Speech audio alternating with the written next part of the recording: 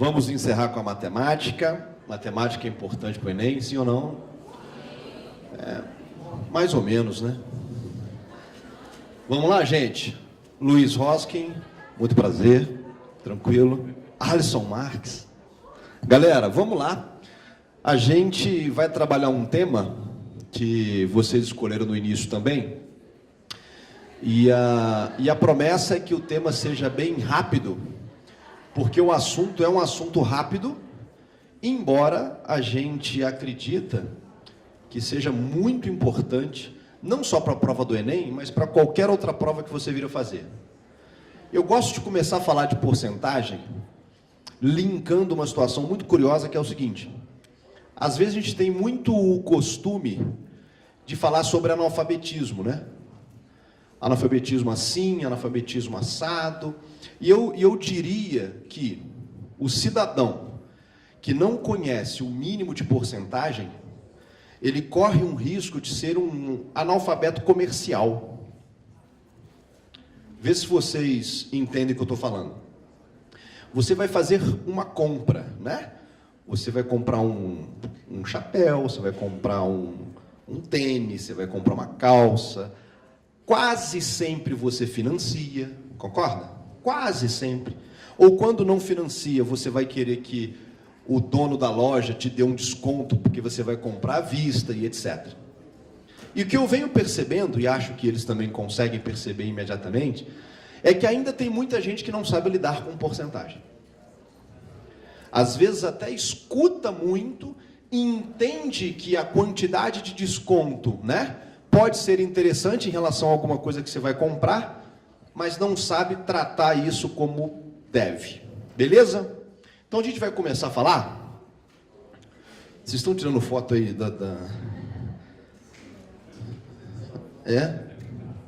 Bom, podemos? A gente vai fazer o seguinte: eu vou começar falando um pouco sobre a parte conceitual. O Alisson e o Hoskin vão intrometendo aqui com muita sabedoria e propriedade. Eu queria achar o outro microfone aqui, gente, preciso falar à vontade, tá? Bom, mas vamos lá, tá bem assim, tá? Vocês estão me filmando mesmo assim? Ao vivo? Bom, primeira coisa que você precisa saber é o seguinte: porcentagem, olha o que está se dizendo o nome. Porcento, confere? Porcento. É algo que você vai dividir por 100.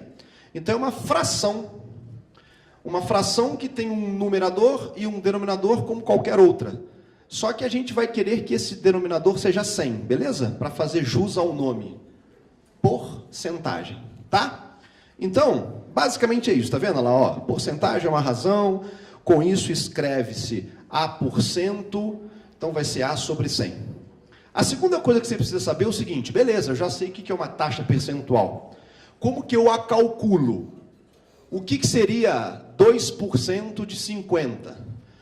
15% de 1 milhão, 12,5% de um determinado número. Então, se é uma fração e se esse D significa multiplicação, você tem que multiplicar duas frações, ok? Então, você tem aqui, por exemplo, A% de B é A sobre 100 vezes o B.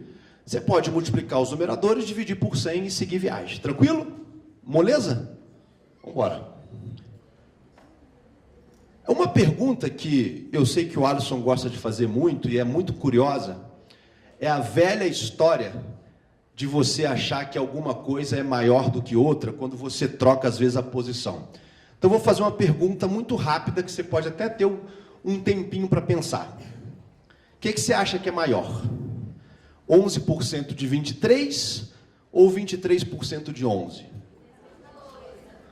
O pessoal, o coro aqui, você viu? É o coro combinado. Gente, tudo aqui é multiplicação, confere? A% de B, B% de A, no final das contas vai aparecer os números multiplicados lá em cima, dividido por 100. Vai ter diferença? Não tem diferença. 11% de 11% de 23 ou 23% de 11 vai dar o mesmo valor, que é 2,53. Por que isso pode ser curioso?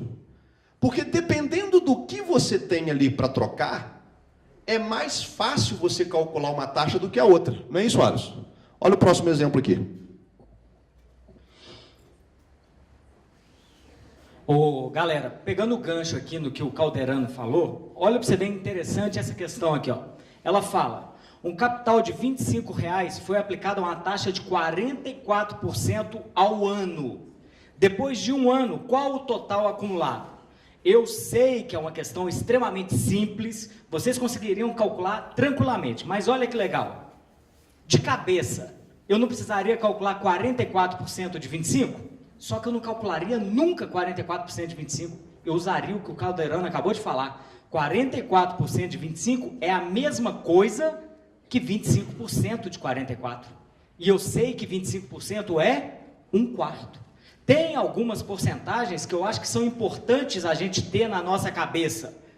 10%. 10% é o quê? 1/10.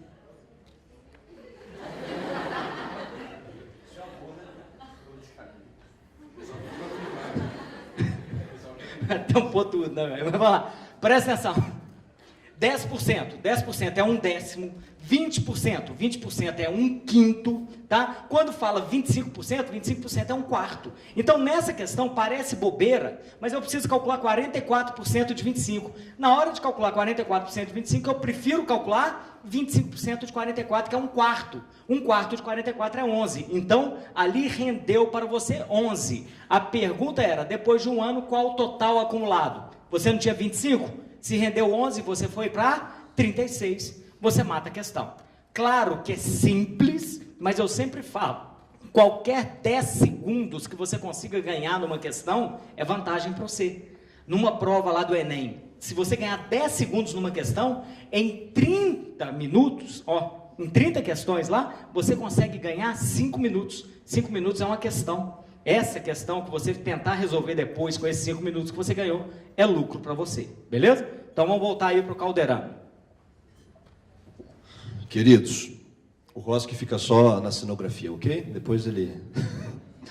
Olha só, uma coisa que a gente percebe muito é o quanto a gente pode utilizar a porcentagem para te ajudar a fazer problemas que necessariamente não são de porcentagem. Ué, mas que maluquice é essa? Você pode resolver um problema de geometria, não pode? Né? O cara pode falar assim, existe um retângulo. Esse retângulo tem uma área definida. Perfeito? Aí você pega a base desse retângulo, né? E a gente sabe que a base pode ser qualquer lado, desde que você defina. E você vai aumentar 10% dessa base. E a altura você vai reduzir a 10%. Essa é uma questão boa.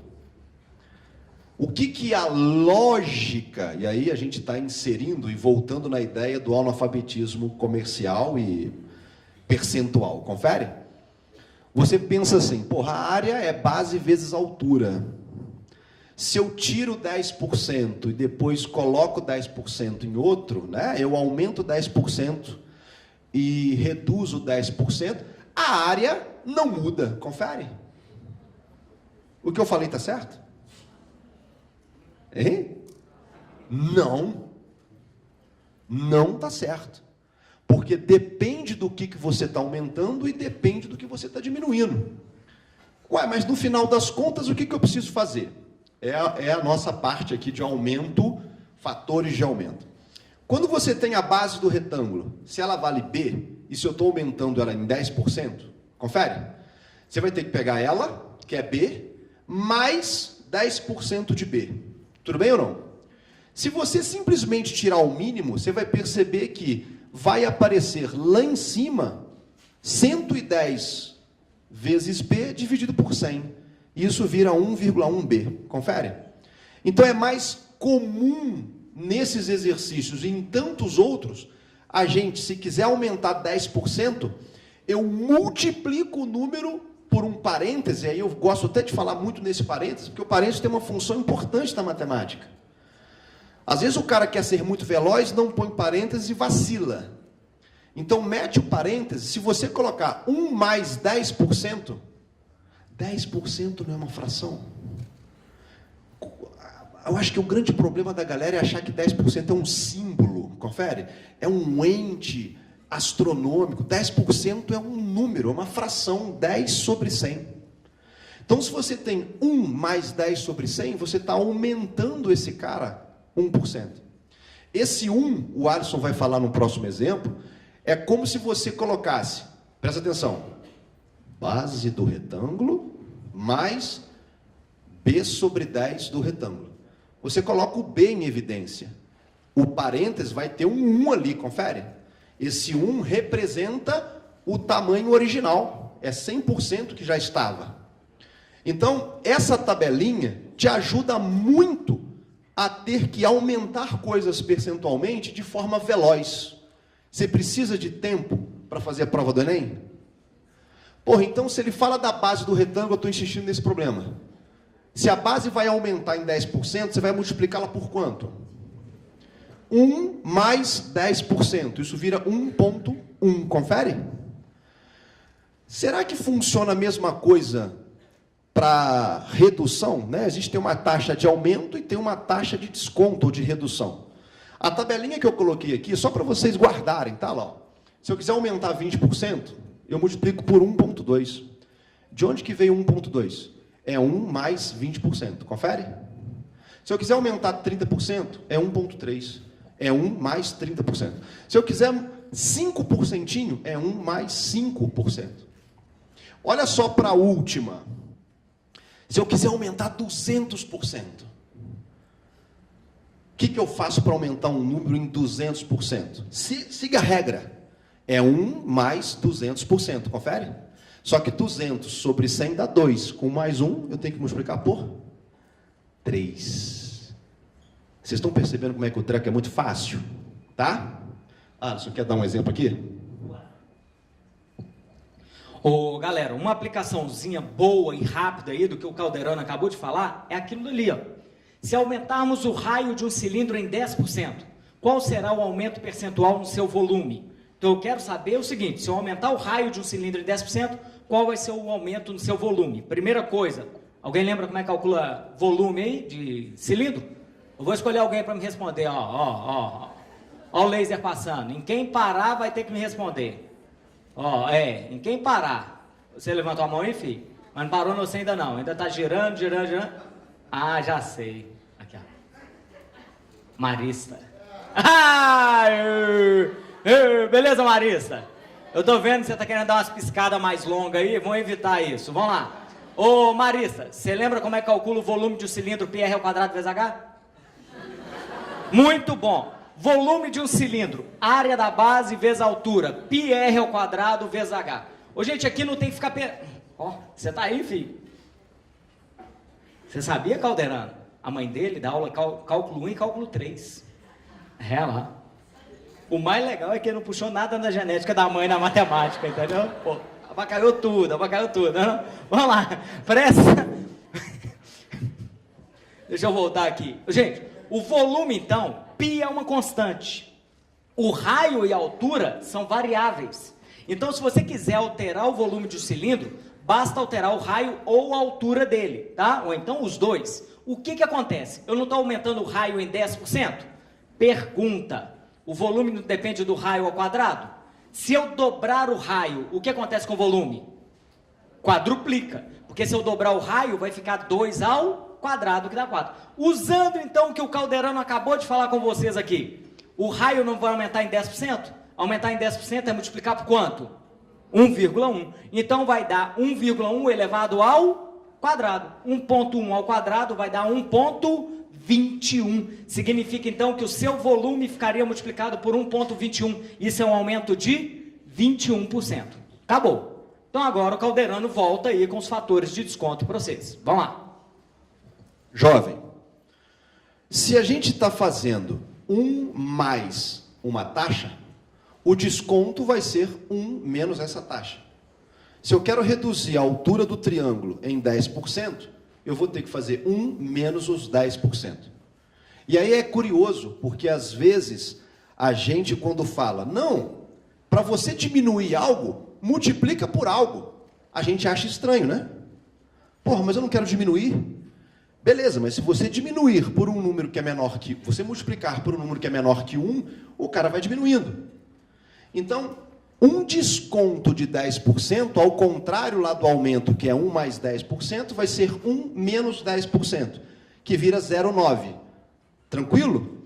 Ó, desconto de 10%, multiplica o cara por 0,9.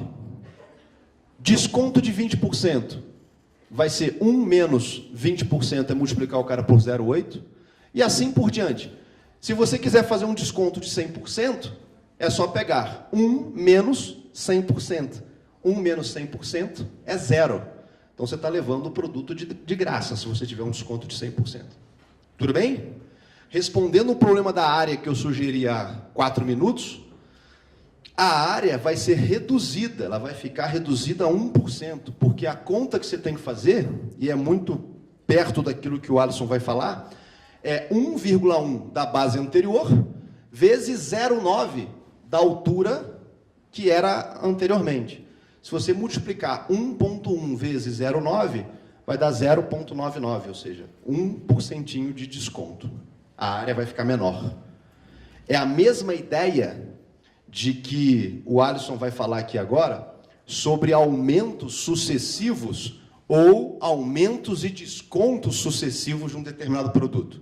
Tudo bem? Olha como é que é mais simples do que a gente imagina. Ô, galera, então vamos voltar aqui bem rápido aqui, ó. O seguinte, olha só para essa questão. Não, erros bobos, eu sei, Caldeira. É. Olha os erros bobos aí, ó. Ué, então tá bom. Olha só. Isso aqui, gente, e aí eu deixo os dois falarem. Eu há um tempo atrás, fui convidado para falar com jovens, e eu escolhi tratar dos principais erros, eu escolhi 10 erros bobos e que custam caros, né? Para quem vai fazer provas de matemática. Então, foi um bate-papo bem bacana, algumas pessoas até estavam aqui. E uma das coisas que eu quis comentar com os meninos é sobre a questão desses erros bobos envolvendo porcentagem. Tá? Fala o primeiro aí para mim. Olha lá, primeiro caso. Primeiro erro bobo que a gente às vezes comete. Tá bom? De 10% passou para 20%. Logo o aumento foi de 10%. Faz sentido? Ó, o índice de aprovações de produtos, não sei o que, de uma determinada empresa, saiu de 10% e foi para 20%. Será que isso está certo? Falar que aumentou só 10%? Lembre-se que porcentagem é fração, tá claro? Segundo erro bobo, quando você tem uma taxa elevada ao quadrado, ou elevada a uma potência, isso sofre o mesmo dano quando você tem uma raiz quadrada, ou raiz cúbica de uma taxa, que é uma fração. Então, olha só que exemplo foda. 10% ao quadrado é 100%. Você acha que está certo? Já está escrito lá que é erro, né? Então, a gente vai corrigi-los depois. E esse caso 3 aí. Aumentos consecutivos de 20 e 30, ou poderia ser de 10 e 40, de X e de Y, vai ser um aumento final de 50%. 3 equívocos muito clássicos envolvendo porcentagem, tá? Vamos corrigir. Alisson.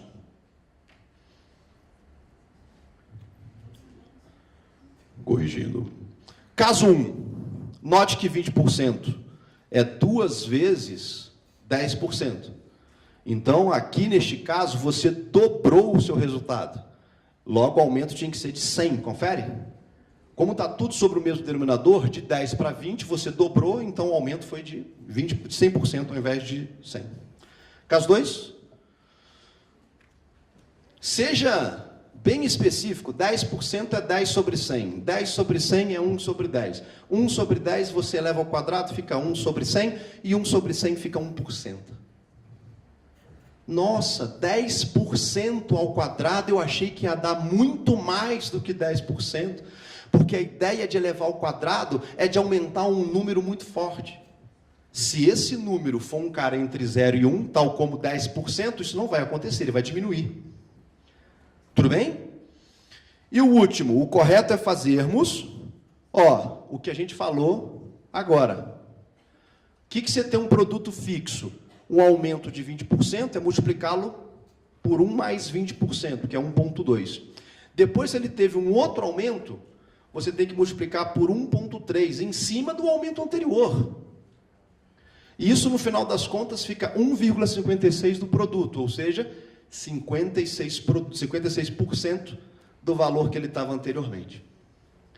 Coisas que a gente tem que prestar muita atenção para não cometer esses errinhos bobos. Tá? Agora, não precisa nem passar para mim, não, fica.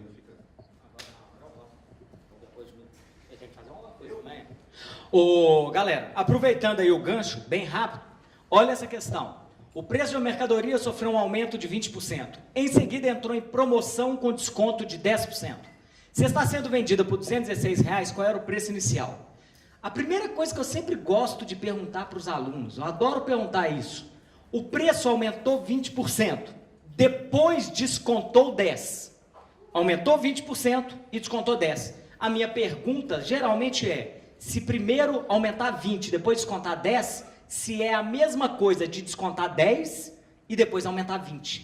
Muita gente fala para mim que não é a mesma coisa. E é claro que é a mesma coisa, porque tudo, aumento ou desconto, a gente está trabalhando com fatores, a gente está trabalhando com qual operação?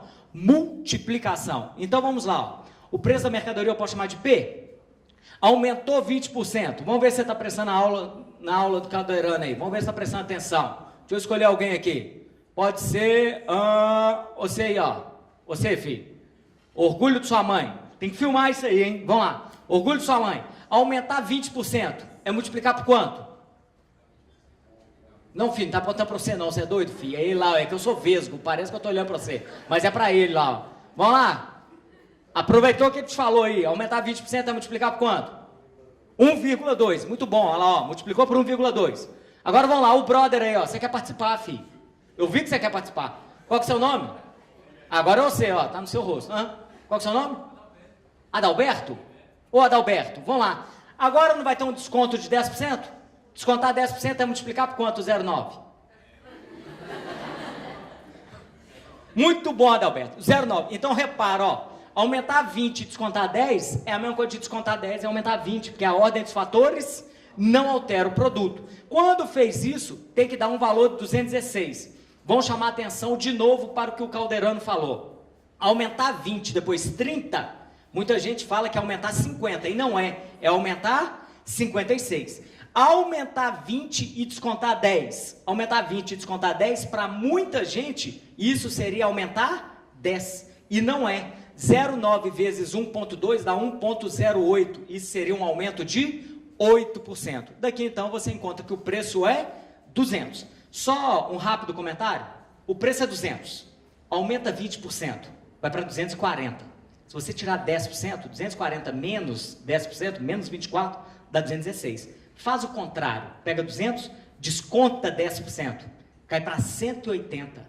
Na hora que você aumenta 20%, agora é 20% em cima de 180. 20% em cima de 180 é 36. Você vai exatamente para 216. Então pode ver que o resultado é exatamente o mesmo, tá? Valeu aí, muito obrigado. A apresentação do Caldeirano acabou, a minha também acabou. Agora o Hosken vai falar aí com vocês um pouquinho, beleza?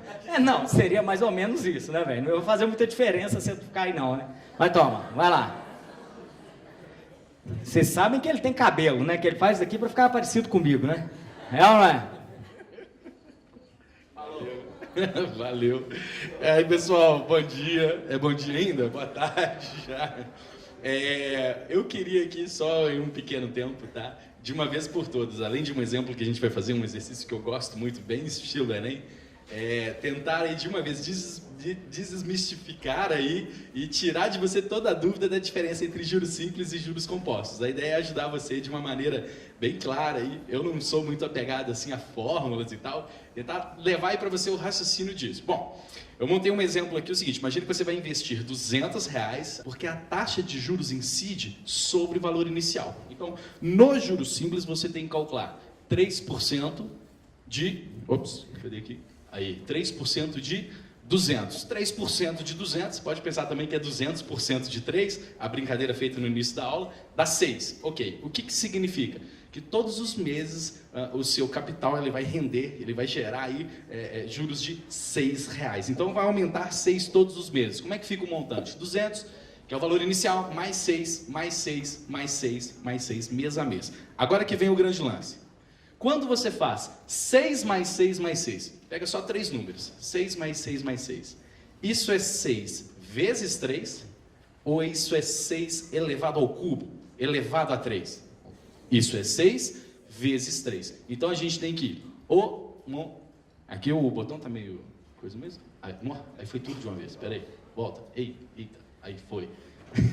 Fica 200 mais 6 vezes o número de meses. Está entendendo? Porque é 6 vezes o número de meses. Porque você está sempre somando 6 mês a mês. Ok. Quando você trabalha com juros compostos?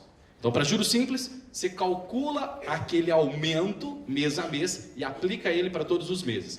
Nos juros compostos, a ideia é do juros sobre juros. São aumentos sucessivos. Então, você precisa de palavra-chave para juros compostos. Fator de aumento. Qual que é o fator de aumento de 3%? Você tem 100%, que é o total. Aumentou 3%, você vai ter 103% daquele valor que você tinha antes.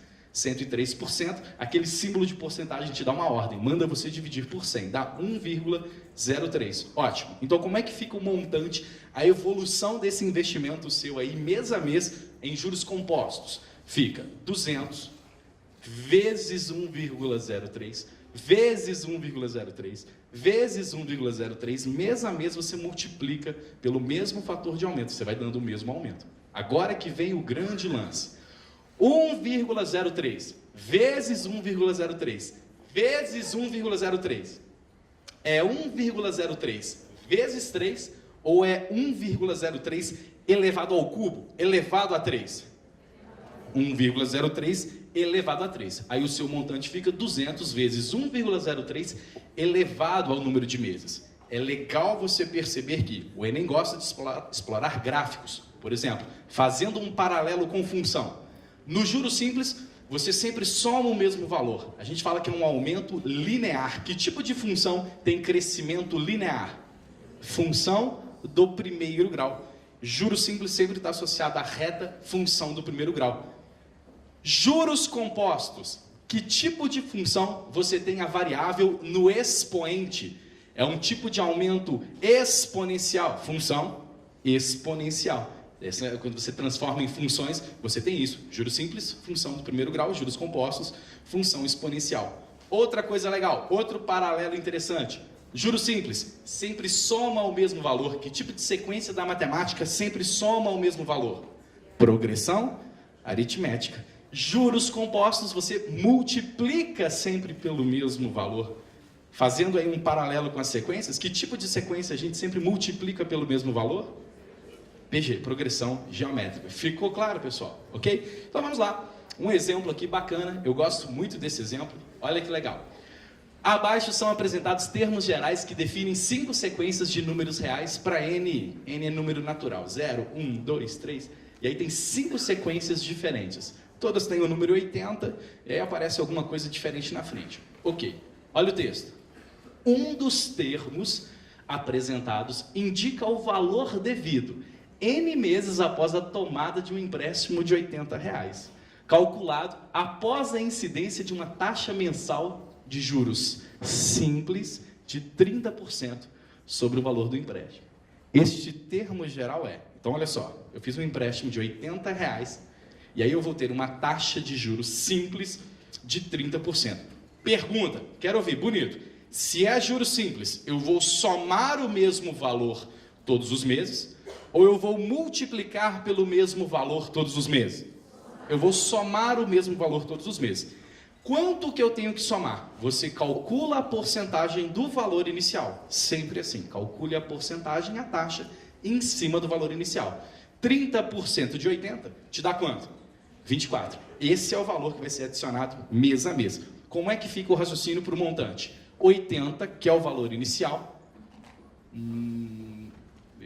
Acho que é só um mau contato. Aí, agora vai tudo. 80, mais 24, mais 24, mais 24, mais 24. Mês a mês, adiciona 24. Ok, como é que fica isso? 80 24 mais 24 mais 24 mais 24 vai dar 24 vezes o número de meses, ou vai dar 24 elevado ao número de meses? Vezes o número de meses. Então o termo geral é 80 mais 24 vezes o número de meses, que é N. 80 mais 24N. Aí pronto, quando você volta lá para o termo geral, será que eu estou longe aqui? Não sei. Aí, agora foi tudo. Né? Ok, o montante 80 mais 24N, qual dos termos gerais eu tenho 80 mais 24N? É o DN. DN. Tá? Toma cuidado, porque como fala que a taxa é de 30%, a gente fica procurando, como fala que a taxa é de 30%, a gente fica procurando ali o 1,3, o fator de aumento, o 0,3, a gente fica procurando o 30%, ele não aparece, porque é 80 mais R$24 todos os meses. Tá legal? E só para finalizar, qual seria a resposta se fosse juros o quê? Compostos. Para juros compostos, você já entendeu a lógica. Para juros compostos, como é que eu chego no meu montante, no valor que eu tenho ali no final? Como é que essa dívida vai evoluindo? A palavra-chave para juros compostos é fator de aumento, porque são aumentos sucessivos. É o famoso juros sobre juros. Qual que é o fator de aumento de 30%? Você dá um aumento de 30%, você tem que multiplicar por 1,30. E aí como é que fica? Meu montante fica 80 vezes 1,30 vezes 1,30 vezes 1,30. Isso dá 1,30 vezes N ou elevado a N? Elevado a N. Então pronto, resposta certa. Qual que ficou ali? Se fosse juros compostos, a resposta seria B. Pronto, show de bola. Então, um beijo na pleura de todos vocês. Caldeira, vai encerrar aí, bater um papo com a galera. Valeu demais.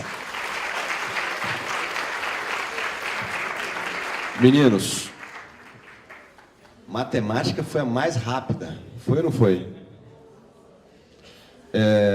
E a melhor, né? Queridos, eu vou sortear algumas camisas, tá? O pessoal que eu tenho aqui em mãos, as minhas secretárias e assistentes de palco fizeram ali um favor de colocar alguns nomes bem bacanas. Se a pessoa não estiver aqui, ou já não estiver aqui, a gente sorteia mais uma vez, tá bom? É uma camisa especial sobre o aulão, a gente está até planejando fazer mais, mas é só para a gente ter o frisson aqui legal de você vestir uma camisa do Elite para nos deixar orgulhosos, tá bom? A senhorita Ana Clara Oliveira Silva está entre nós? Vem cá, Ana Clara, você é uma das ganhadoras. Palmas para Ana Clara, gente. Beatriz Oliveira está entre nós? Vem cá, Bia. Emanuele Rosa da Silva. Foi? Emanuele está aqui? Oi, Emanuele. Chega mais. Iago Ferreira Amâncio. Iago. Não é Iago. Mas você tem o mesmo sobrenome? Ferreira Amâncio. Então é você, cara, né? Às vezes. Então vem. Yara Iago, tá? Isabela Guedes. Isa Guedes. Sim? Oi, Isa. Jéssica Sena. Jéssica, tudo bem? Larissa. Acho que é Dabui. É isso? Larissa Dabui. Quem foi? Lorena Luiza Gonzaga. Até que enfim uma do menino do Elite, pô. Nayara Thaís Silva.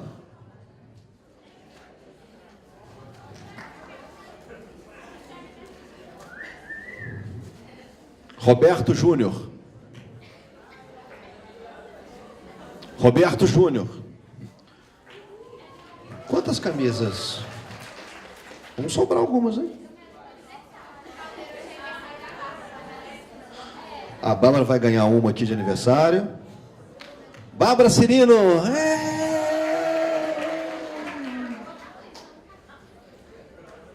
Quantas sobraram, bebê? De grila? Então tá. O Alisson vai jogar. Hein? Tá o quê? Tamanho? Customiza. Meninos, muito obrigado. Fiquem de olho aí no nosso site, no nosso Facebook, que a gente vai colocar bastante coisa bacana aí, interessante para o Enem, tá? Obrigado pela presença. Um beijo, Duda. Tchau, tchau.